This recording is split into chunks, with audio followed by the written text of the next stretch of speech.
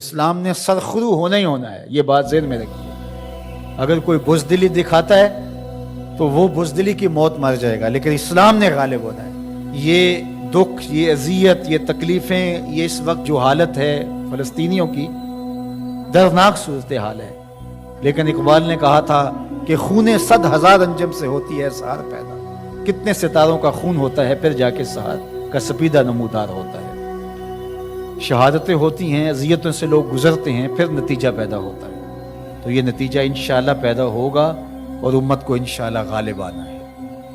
ہمیں اپنے حصے کا کام کرنا ہوگا، ہم نے ان کے ساتھ کھڑے ہونا ہے۔ اس وقت صورتحال یہ ہے کہ پوری دنیا کی اشرافیہ، ایک دو ممالک کے علاوہ، وہ ان کے ساتھ نہیں ہے۔ وہ بیان بازی کی حد تک اپنی عوام کو مطمئن کرنے کے لیے رسمی کارروائیاں کرتی ہے۔ آپ دیکھ لیں پوری دنیا کے اوپر 56-57 اسلامی ممالک جو ہیں، ان کے حکمران، اشرافیہ اور بڑی بڑی فوجیں کہاں کھڑی ہیں۔ سفارتی سطح پہ خلوص کے ساتھ کوشش کی جائے، اور اگر لگتا ہے کہ یہ کوششیں بارآور نہیں ہوں گی تو ہمارے پاس یہ راستہ موجود ہے جہاد کا۔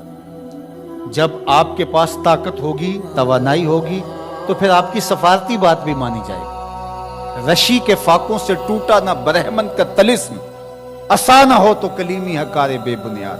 حضرت موسیٰ اگر کلیم اللہ تھے، ایک ان کا وصف تھا، لیکن دوسرے ہاتھ میں عصا بھی تھا۔ جہاد کا آپشن موجود ہے آپ کے پاس، اور انہیں پتا ہو اگر ان کی بات سفارتی سطح پہ نہیں مانیں گی تو یہ راستہ ان کا کھلا ہوا ہے اور اس سے گریز نہیں کریں گے، تو پھر آپ کی بات سفارتی سطح پہ مان لی جائے۔ لیکن انہیں پتا ہے کہ یہ چیخ چلا کے رو کے جو ہے وہ پھر خاموش ہو جائیں گے، تو وہ آپ کی اشک شوئی بھی نہیں کریں گے۔ محض ایک رسم کے طور پہ کاروائیاں ہوں گی اور بات ختم ہو جائے گی۔ سلامتی کونسل اقوام متحدہ ہمیں کیا دے گی؟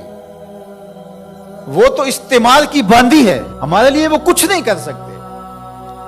امت کو اپنا پلیٹ فارم فراہم کرنا ہوگا، اور امت کو اپنے مسائل حل کرنے کے لیے ہمارے پیغمبر نے جو راستہ جہاد کا دیا ہے اسی راستے پہ چلنا ہوگا۔ پھر دیکھنا کہ کس طرح کفر دم دبا کے بھاگتا گھٹنوں کے والات۔ مسلمان کا مقابلہ نہیں ہو سکتا اگر وہ غیرت پہ آ جائے۔ دوسرا، اس وقت وہاں بیچارے لوگ سسک رہے ہیں، ان کے پاس دوائیں موجود نہیں ہیں، اور ان کے پاس غذائی قلت ہے، مکان ان کے ختم ہو گئے۔ اقوام متحدہ کی رپورٹ کے مطابق 52,000 لوگ بے گھر ہو گئے، اور کہیں اس سے زیادہ لوگ بے گھر ہو گئے۔ یہ تو ان کی رپورٹ ہے۔ تو اس لیے اللہ نے ہمیں آسودہ زندگی دی ہے، تو ہم آدھی روٹی کھا لیں اور آدھی روٹی ان اپنے مسلمان بھائیوں کے لیے بھیجنے کی کوشش کریں۔ الحمدللہ ہم نے ادارۃ المصطفیٰ کے تحت وہاں کام کا آغاز کیا ہے۔ اگر کوئی ہمارے پہ اعتماد کرنا چاہے تو ہم بھی اس خدمت کے لیے حاضر ہیں، اور انشاءاللہ آج سے وہاں غزہ کے اندر اللہ کی توفیق سے کام کا آغاز ہو گیا ہے ان کی نصرت اور اعانت کے لیے۔ باقی مختلف ذرائع ہیں، ان کے ذریعے سے آپ جو ہے وہ ان کی مدد کر سکتے ہیں۔ آپ کو اطمینان ہو جہاں تو یہ کام کرنے کا ہے۔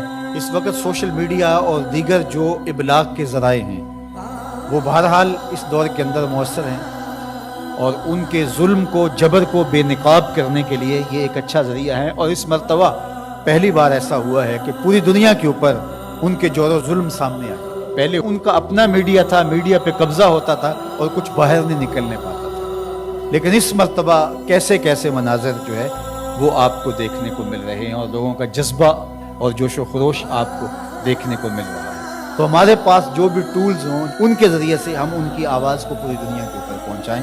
یہ ہمارا کام ہے جو ہمیں ہر صورت کرنا چاہیے۔ اسی طرح ان کی مصنوعات کا بائیکاٹ کریں، اپنے ملک کی بنی ہوئی مصنوعات کو متبادل کے طور پر استعمال کریں، ترکی کی مصنوعات کو متبادل کے طور پر استعمال کریں۔ کفر کی آنکھوں میں کھٹکتا ہے ترکی، وہ چبھتا ہے ان کی آنکھوں کے اندر کہ کس طرح اس کو مٹا ڈالیں، تو ان کے ساتھ کھڑے ہوں۔ آپ سیاحت کرنے جاتے ہیں تو ترکی جائیں دیگر مغربی ممالک کی بجائے۔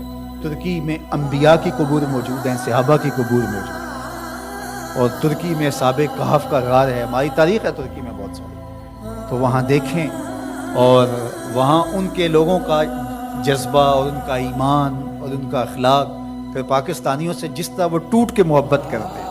ترکی کی مصنوعات کو استعمال کریں، دیگر بلاد اسلامیہ کی مصنوعات کو استعمال کریں، پاکستان کی مصنوعات کو استعمال کریں، معیار میں کم ہی کیوں نہ ہو، کوئی بات نہیں ہے، مصنوعات جو ہیں وہ اپنے ملک کی، اپنے وطن کی استعمال کریں۔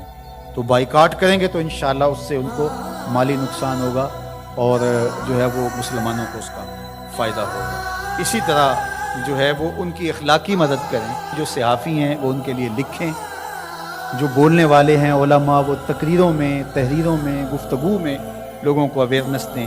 اتحاد امت کے ذریعے سے ہم ان کی مدد کر سکیں۔ امت اگر متحد ہو جائے، جغرافیائی تقسیمیں، لسانی عصبیتیں اور باہمی ہماری ذاتی رنجشیں اور نفرتیں جو ایک دوسرے کے خلاف کھڑی ہو جاتی ہیں اور جس سے امت کا اتحاد پارا پارا ہو جاتا ہے، یہ بدبختی ہوتی ہے۔ تو ان ساری تقسیمات کو رد کر کے حضور کے نام پر، قدس کے نام پر، قرآن کے نام پر، توحید کے نام پہ ہم جمع ہو جائیں۔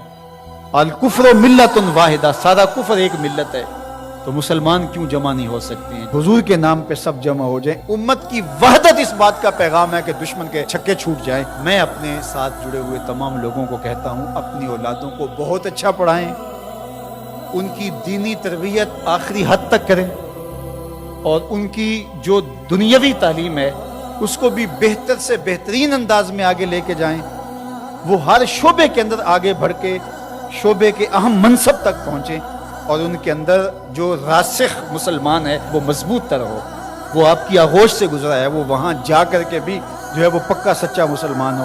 سب لوگ اس طرح جب آگے جائیں گے تو پھر نتیجہ آپ کے سامنے ہوگا، لیکن اگر ہم یہ نہیں کریں گے تو پھر ہم سوائے چیخنے چلانے کے، صدائے احتجاج بلند کرنے کے اور کچھ نہیں کر پائیں گے۔ تو بہرحال غالب تو آنا ہی آنا ہے اسلام نے، وہ پھر ہم نہیں ہوں گے، پھر اللہ تعالیٰ کسی اور کو منتخب کر لے گا ہماری جگہ پہ۔ اگر ہم چاہتے ہیں کہ ہم اور ہماری نسلیں اسلام کی نشأت کے کام آئیں، اسلام کی نہضت کے کام آئیں، تو اس کام کے لیے ہم اپنی نسلوں کو، اپنی اولادوں کو، اپنے رجال کار کو تیار کریں۔